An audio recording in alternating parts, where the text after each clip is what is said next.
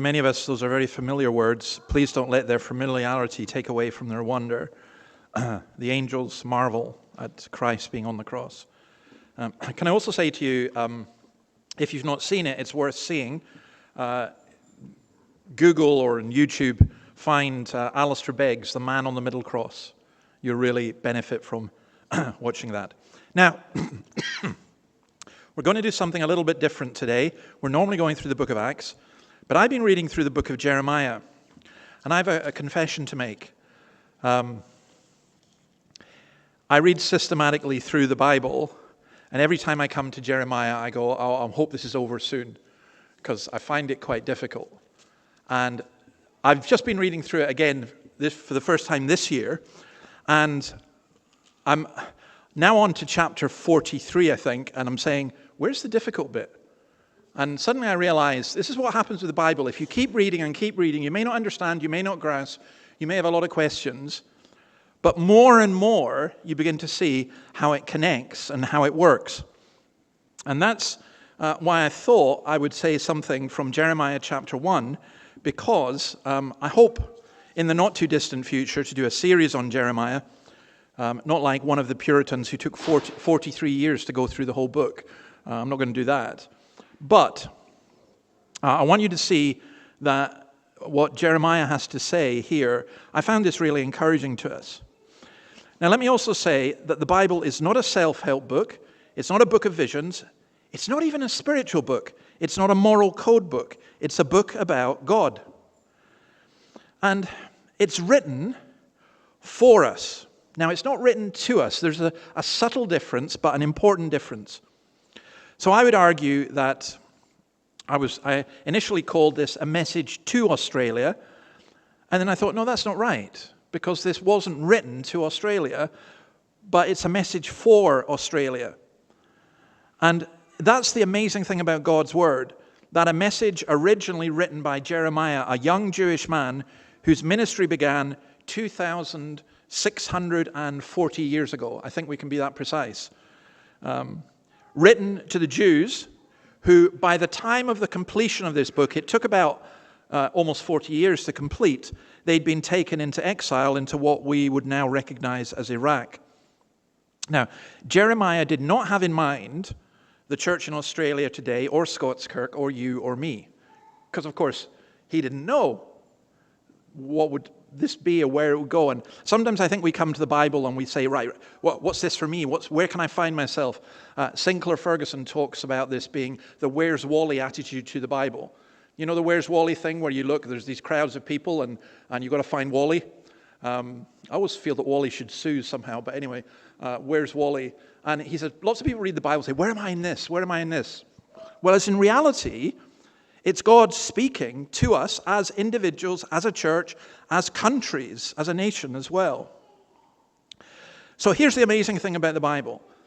God inspired Jeremiah to take his word to God's people over 2,500 years ago, but it's also his word for us today.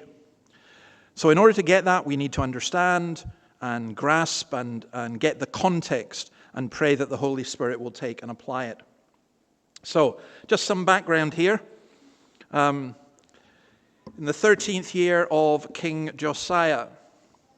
Now that is the year 626 before Christ, 626 BC. The fall of Jerusalem, which is a key event in the Old Testament, was to occur, if I do my maths right, about 34 years later in 587. Now when you read Jeremiah, it's like watching the film Titanic, right? You know what's going to happen. If you're sitting there going, oh, I hope the boat doesn't sink, and I'm sorry if that's a spoiler for you, but tough, you shouldn't be so historically illiterate. Look, the boat sinks. You know the boat's going to sink. You watch a film and you know there's no cliffhanger about what's going to happen.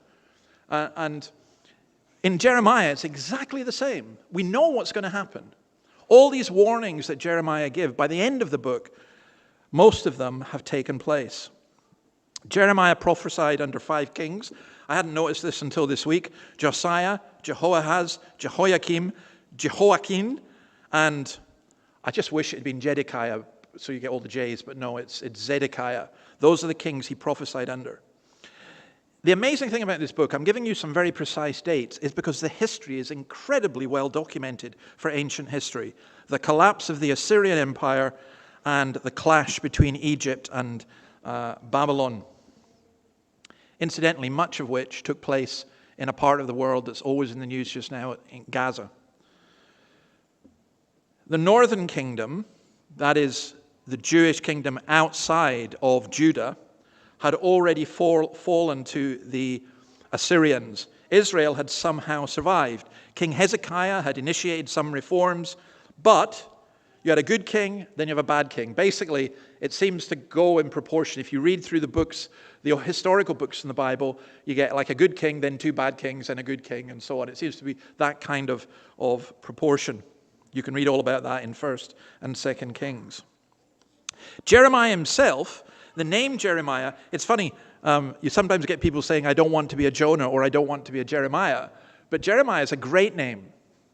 You know, to call a child, I find it interesting that the number one name in the UK for children, and I think in Australia, apart from Mohammed, which tells you a lot itself, is Noah. It's kind of come back. Noah's come back. We have our own Noah here as well. But Jeremiah, it just kind of sounds, I don't want to be called Jeremiah, but why not? Because Jeremiah means the Lord exalts. He grew up as a minister's kid, or a preacher's kid, or, in a priest's home. He would have read Hosea, and he would have known Isaiah's prophecies. And he grew up in a nation which was a backslidden nation, given over to sexual immorality, greed, idolatry. His village, Anahoth, was a village about 3 miles to the northeast of Jerusalem. When he began his ministry, there was a young boy king on the throne, Josiah. By then, he had been on the throne for 12 years. His reformation did not begin till his 18th year, which was 5 years into Jeremiah's prophesying.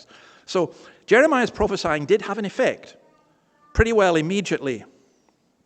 But by the end, we are told that the word of God had largely disappeared. Now, what's in this book of Jeremiah is real depth.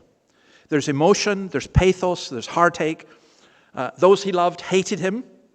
He called for repentance to a people who were incapable of it. He wrestles with God. He expresses his loneliness, his despair, his frustration, his anger, his hostility, his misunderstanding, and his helplessness.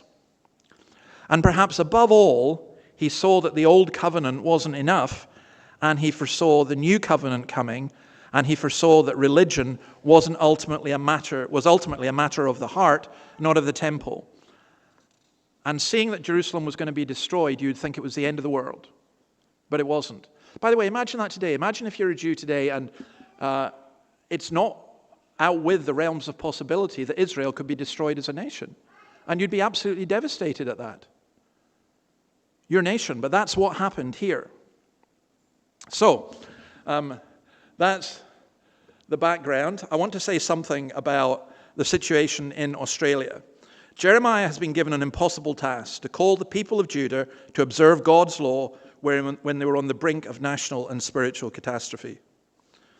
Now, as most of you know, I like standing out there on a Sunday morning, and I like talking to people as they go past, waving to people as they go into our Pentecostal brothers and sisters across the road, recognizing that when some of you come, it's time for me to go in because we're already late. I'll not say who, but you know, I like observing people. And I think what struck me this morning was the absolute impossibleness of the task that we have.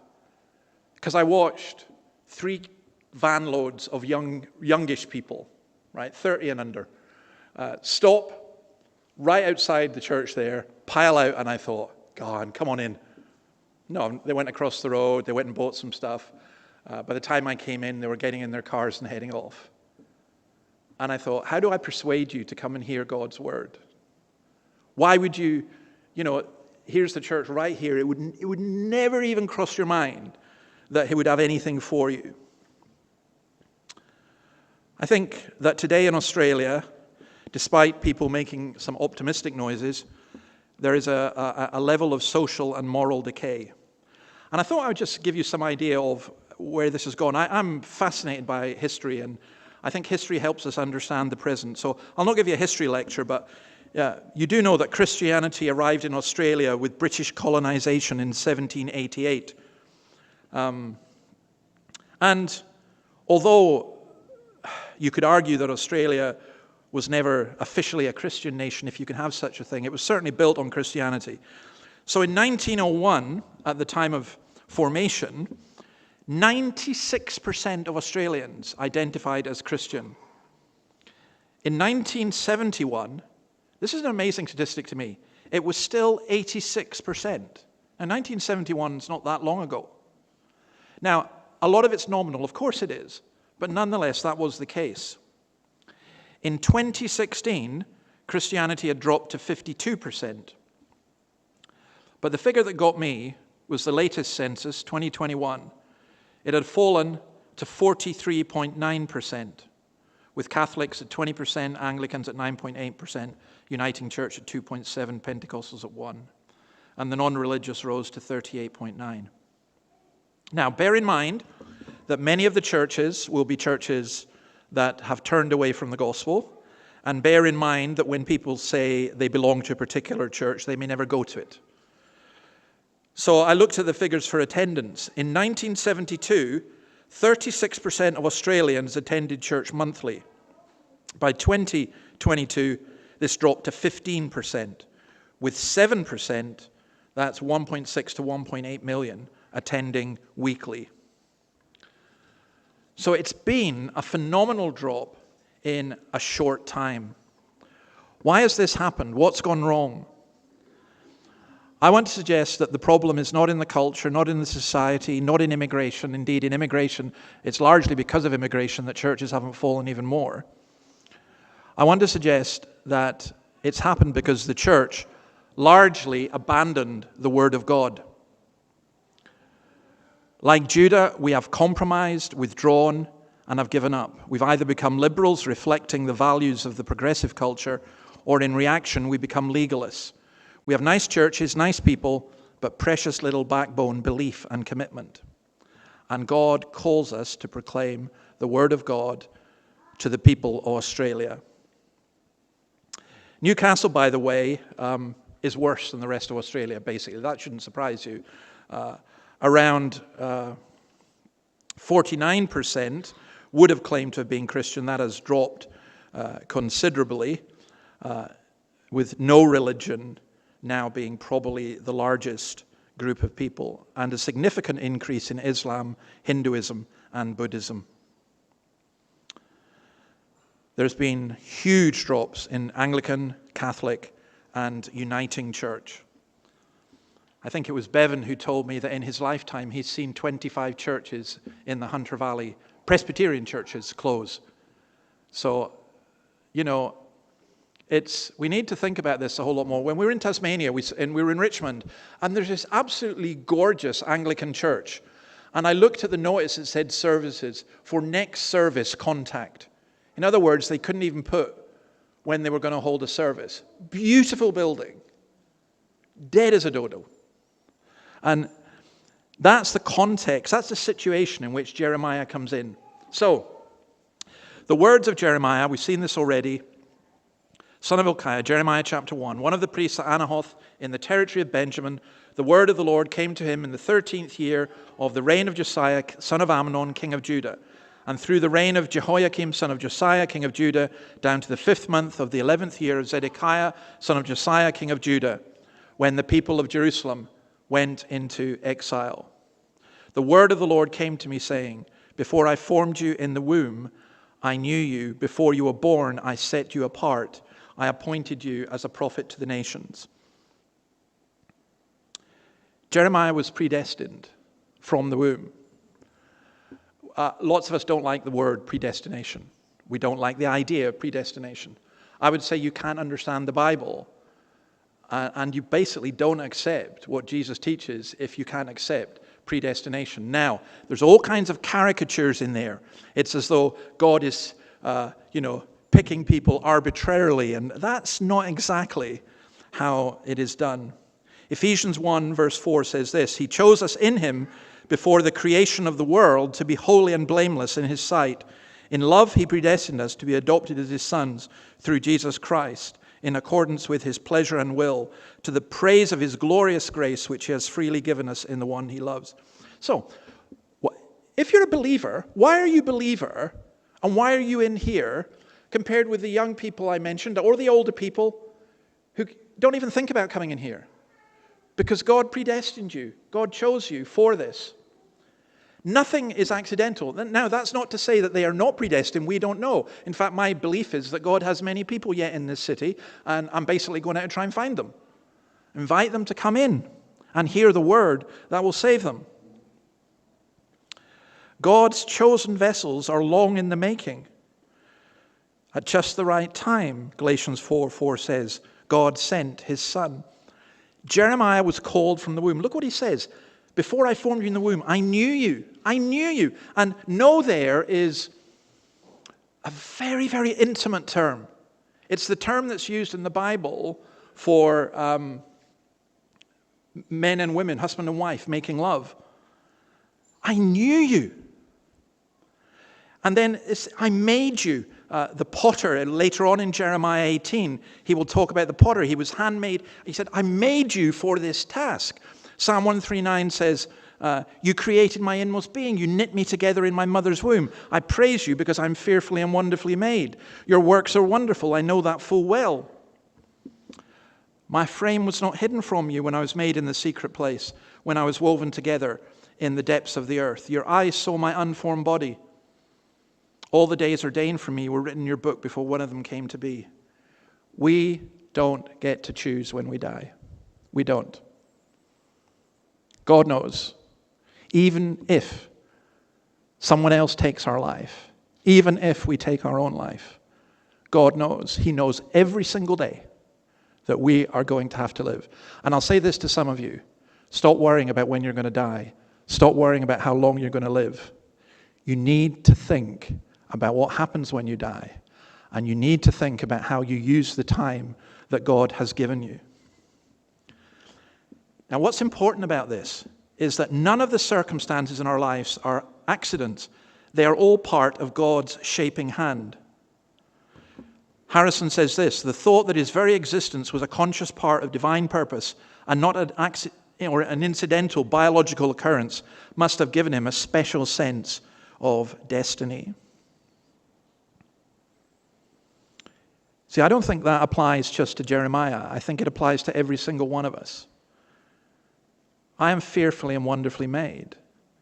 God brought us here. You know, it's funny. If I make this personal, why am I in Newcastle? Why are we, Annabelle and I, here in Newcastle? I could say, oh, well, because God has chosen us, because we're such wonderful people, and, you know, we're going to bring revival and all the rest of it. It would be absolute arrogance and nonsense to say that. But it's not arrogance and nonsense to say that because God chose to do so. And we pray, Lord, show us your purposes. We don't actually need to know them all, but we know this, that we didn't choose it. He chose.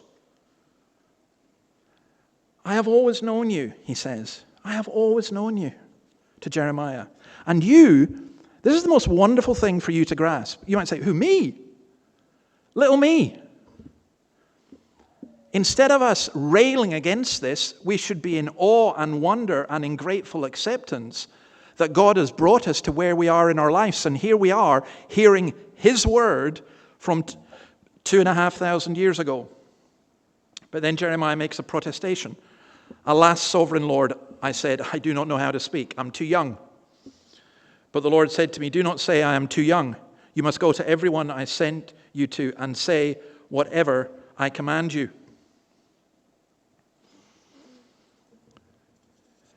His lack of eloquence, his timidity, the task was too great. He was too weak. He was sensitive. You don't often think of Jeremiah as sensitive, but that, I think, comes across very clearly throughout the book.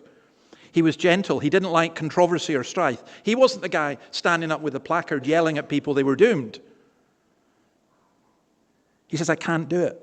I can't do it. I don't think you will get anywhere in Christian work until you can fall on your knees before God and say, I can't do it. I can't do it. You've called me to do this. I can't do it. See, Jeremiah's asking the wrong question. God has to, when Jesus says, the harvest is great, pray the Lord of the harvest to thrust out workers into the harvest field. It's not as though there's a bunch of willing workers ready to go. In fact, if you can think of harvest fields, again, I've just been looking at some history in terms of how crops were picked here. And I remember, growing up on a farm myself, that it's hard work. Potato picking, tatty picking was hard work.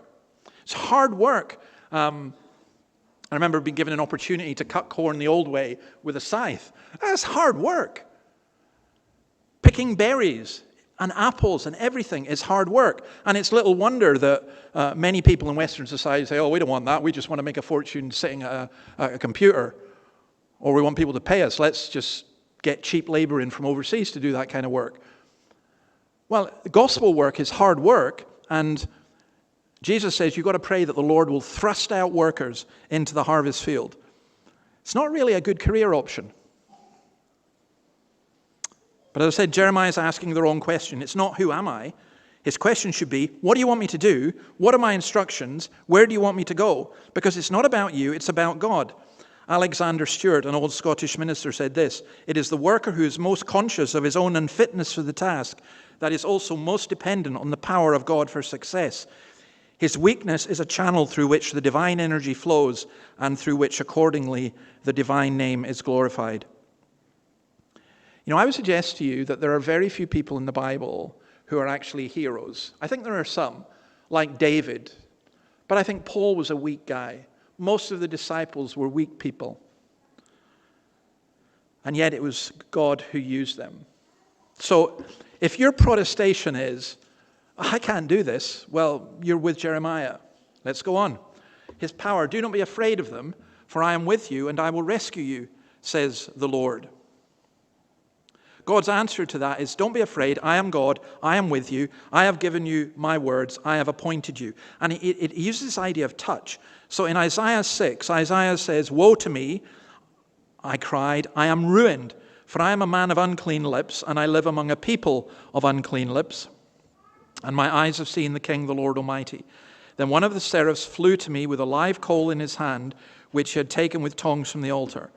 With it he touched my mouth and said, see, this has touched your lips. Your guilt is taken away, and your sin atoned for.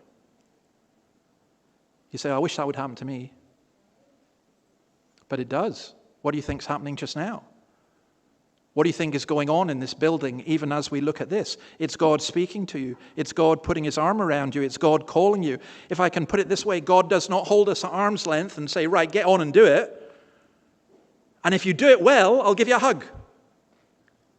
What God does is he hugs us. It's like, I don't know. I know that Noah plays football or soccer, and I know what you do. Your child's going to go out in a field with lots of other boys and girls, and what you want to do is you give them a hug and you say, you get on with it. We're proud of you. Get on with it. And that's what God does here. He says, I've called you. Now you get on with it. And so he gives his purpose, verses 9 and 10. Then the Lord reached out his hand and touched my mouth and said to me, I put my words in your mouth. See, today I appoint you over nations and kingdoms, to uproot and tear down, to destroy and overthrow, to build and to plant. Now, think about that. There's the mighty nation of Assyria that no one can get near. There's the mighty nation of Egypt, the mighty nation of Babylon. There's tiny Israel, which has turned away from the Lord, and Jeremiah is being told, I appoint you over kings and nations. That doesn't mean he's going to be a super emperor. A lot of his life is spent in jail, being ill. But God's purpose will always stand. Jeremiah is not going, hey, I've been chosen and not you lot. He's saying, God has called me to serve. And he's called to be a prophet, a communicator of God's message, to tell God's word. He's not to be a perceptive social commentator. We don't know how it happened to him, but we do know how it happens to us. Because we have the word of the prophets made more certain. We live in the new age of the Spirit, and all of the Lord's people are prophets. 2 Peter 1:19. We have the word of the prophets made more certain, and you will do well to pay attention to it as to a light shining in a dark place until the day dawns and the morning star rises in your hearts. Above all, you must understand that no prophecy of Scripture came about by the prophet's own interpretation.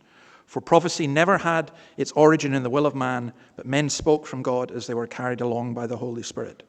We have one task, and it is to communicate what God says, particularly about his Son. Say whatever I tell you. It's destructive, because as Jeremiah speaks, he points out things that are idolatry and sin, and there's a fierce backlash against that, and that will happen too in our culture. But it's constructive because it means nothing less than the building of the kingdom of God among the ruins of a world that's been turned upside down through the energy of the divine word. Let me say this in terms of history. Every single revolution destroys, but only the Christian revolution builds from the destruction. And that's a pattern that has to happen now. God has to root out, to weed, to plow before we grow in the knowledge of Jesus Christ. When you ask God to work in Newcastle, when you ask God to work in Australia, remember that you are asking God to work here, and you're asking him to dig deep, and it may be painful. It's interesting that Jeremiah is also a prophet to the nations, although he only prophesied in Israel, because the idea was the word would go out from Israel. I think God has called us that through his church, by proclaiming the good news of Jesus, we proclaim and live the glory, love, and beauty of Jesus. Now, Jeremiah uses two pictures. Jeremiah is absolutely full of images, and I love these two. The word of the Lord came to me. What do you see, Jeremiah? I see the branch of an almond tree, I replied. The Lord said to me, you have seen correctly, for I'm watching to see that my word is fulfilled. The word of the Lord came to me. Again, what do you see? I see a pot that is boiling, I answered. It is tilting towards us from the north. The Lord said to me, from the north, disaster will be poured out on all who live in the land. I'm about to summon all the peoples of the northern kingdoms, declares the Lord. Their kings will come and set up their thrones in the entrance of the gates of Jerusalem. They will come against all her surrounding walls and against all the towns of Judah. I will pronounce my judgments on my people because of their wickedness in forsaking me, in burning incense to other gods, and in worshipping what their hands have made. The almond tree, it's a play on words. The Hebrew for almond tree is very close to the Hebrew for watch or watch over. And what Jeremiah is being told is that God's word will be fulfilled quickly. When everything seems dead, it's the first bud of spring. We were in Richmond yesterday, and some of the trees were blossoming in pink. But along the river, there was a whole bunch of what looked like dead trees. But they're about to blossom. And then they'll be stunning. And that's the image that's using here. And by the way, I love the fact that God communicates through his word, but using imagery as well. Creative. That's one of the things we have to think about how we do it. And then he talks about the boiling pot, which is a large cooking pot placed on embers. And the idea was, what he's saying is, this is going to tip over, and it's going to spill southwards from Syria into Israel. The Assyrians are going to come as agents of judgment. Ashurbanipal, the king of Assyria, died in the years of Jeremiah's call, and the empire was in chaos, and human aggressiveness caused chaos. And what does that sound like today? And the idolatry that is there, we see that in so many ways, and we see that in our own culture. And Jeremiah is showing these pictures, and he's saying God is going to deal with all of this. And then his promise. He has to say what God's command. Get yourself ready, stand up and say to them whatever I command you. Don't be terrified by them, or I will terrify you before them. Today I've made you a fortified city, an iron pillar and a bronze wall, to stand against the whole land, against the kings of Judah, its officials, its priests, and the people of the land. They will fight against you, but will not overcome you, for I am with you and will rescue you, declares the Lord. Now you'll note this. My time's almost gone, so I'll just summarize this briefly. He has to say what God has commanded, not what he wants to say or what the people want to hear. I'm astounded at how many churches think, how do we get people in? How do we draw them in? We tell them what they want to hear, then we get them in. Then bit by bit, we drip feed them and get them to change. That's manipulation of the Word of God. We speak what God's Word says. Ironically, that often proves far more attractive than churches which have compromised on the Word. I mentioned some of the churches that have declined. Well, one of the reasons they've declined is because they've turned away from the Bible. And if they've turned away from the Bible, what's the point of going to them?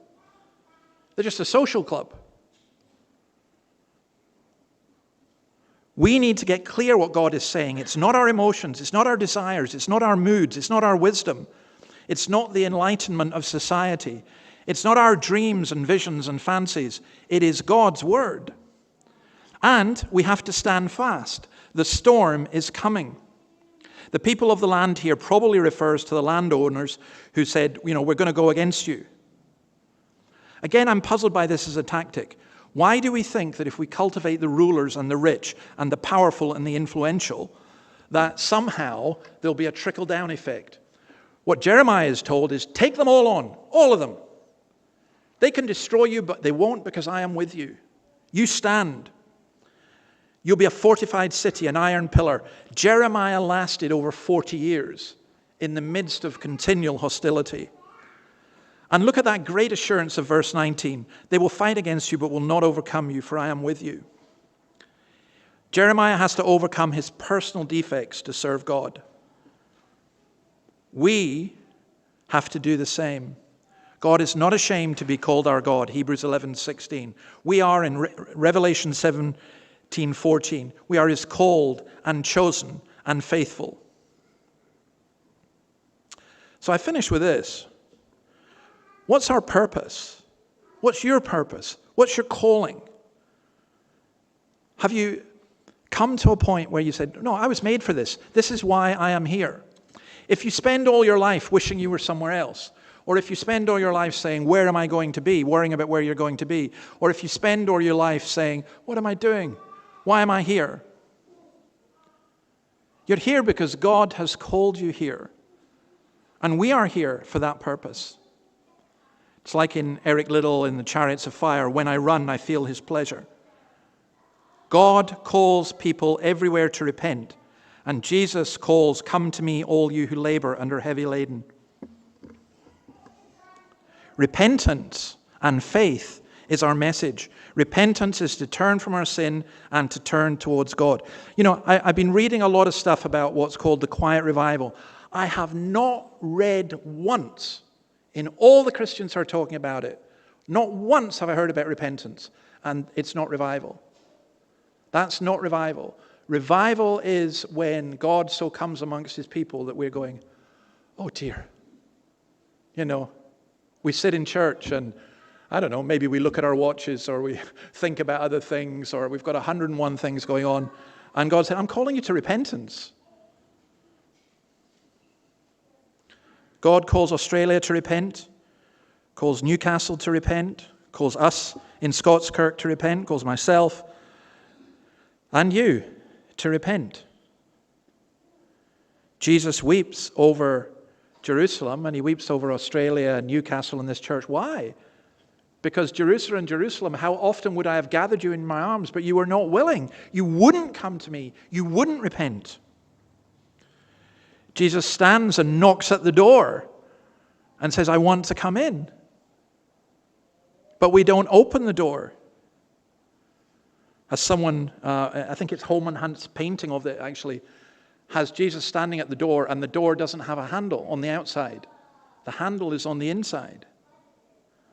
He asks us to follow him. He asks us to serve him. And I think each of us has to reflect upon this. I think if you're not a Christian, you need to hear that God is calling you. You are not here by accident. And if you are a Christian, you need to hear what God is calling you to do. He hasn't called you to come to a church where you'll be entertained, or to come to a church which will meet all your immediate needs, or to come to a church where you can have significance.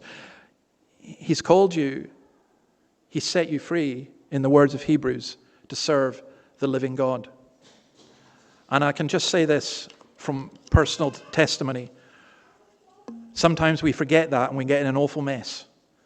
But when you remember it, it's enormously liberating. May God bless his word to us. Amen. Now we're going to sing from Psalm 139.